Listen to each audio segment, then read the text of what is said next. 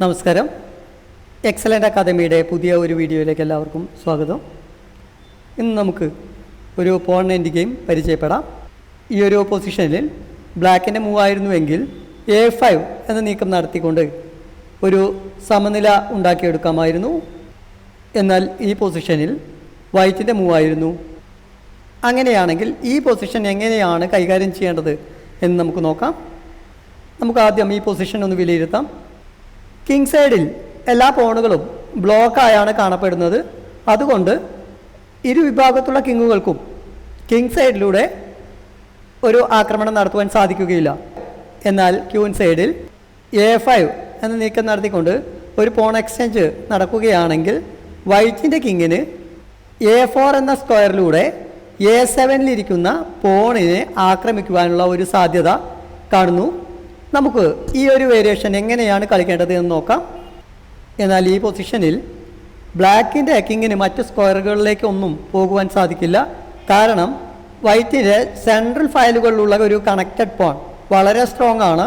King അവിടെ നിന്ന് മാറിക്കഴിഞ്ഞാൽ D6 എന്നൊരു നീക്കം നമുക്ക് പ്രതീക്ഷിക്കാം. നമുക്ക് നേരിട്ട് ഗെയിമിലേക്ക് പോകാം. Pawn A5, king D7, king E2, king D6. ബ്ലാക്കിൻ്റെ കിങ് മറ്റു നീക്കങ്ങളൊന്നും നടത്താൻ സാധിക്കാത്തതുകൊണ്ട് പരമാവധി ഈ പൊസിഷൻ നിലനിർത്തി കളിക്കുവാൻ ശ്രമിക്കുന്നു. King D3, king D7, king C3, king D6, king B3, king D7, king A4, king D6. White ബ്ലാക്കിൻ്റെ A7-ലിരിക്കുന്ന പോണിൻ്റെ അടുത്തേക്ക് നുഴഞ്ഞു കയറിക്കൊണ്ടിരിക്കുകയാണ്.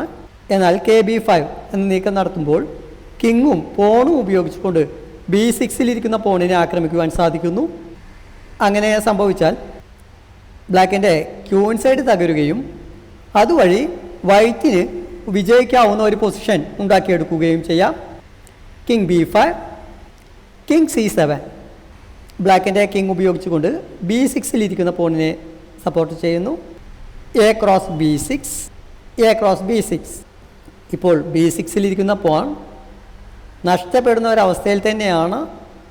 ഇനി ബ്ലാക്കിൻ്റെ കിങ് D5-ലേക്ക് ഒരു നീക്കം നടത്തുകയോ 8th റാങ്കിലേക്ക് ഒരു നീക്കം നടത്തുകയോ ചെയ്യുകയാണെങ്കിൽ B6-ൽ ഇരിക്കുന്ന പോൺ നഷ്ടപ്പെടും. കിങ് A6, വൈറ്റ് ഒരു വെയിറ്റിംഗ് മൂവ് നടത്തുകയാണ്. King D7, king cross B6. King ഉപയോഗിച്ചുകൊണ്ട് B6-ലിരിക്കുന്ന പോണിനെ വെട്ടിയെടുക്കുകയും C5-ൽ ഇരിക്കുന്ന പോണിനെ ആക്രമിക്കുകയും ചെയ്യുന്നു.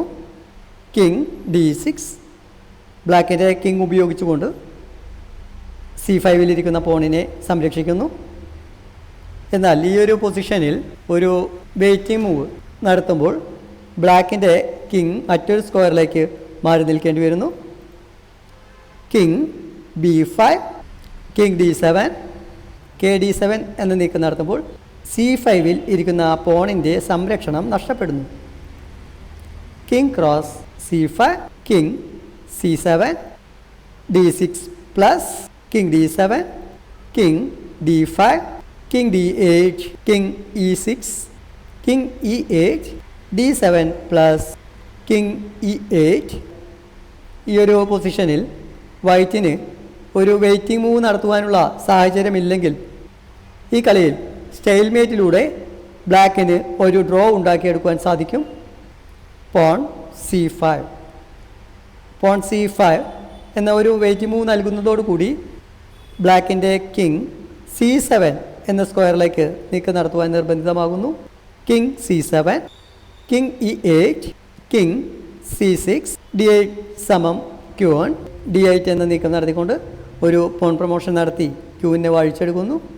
King C5, queen D3, king B4, queen C2, king A5, queen B3, king A6, king D6, king A5, king C6, king A6, queen A3 plus checkmate. പുതിയ ഒരു വീഡിയോയുമായി നമുക്ക് വീണ്ടും കാണാം. നമസ്കാരം.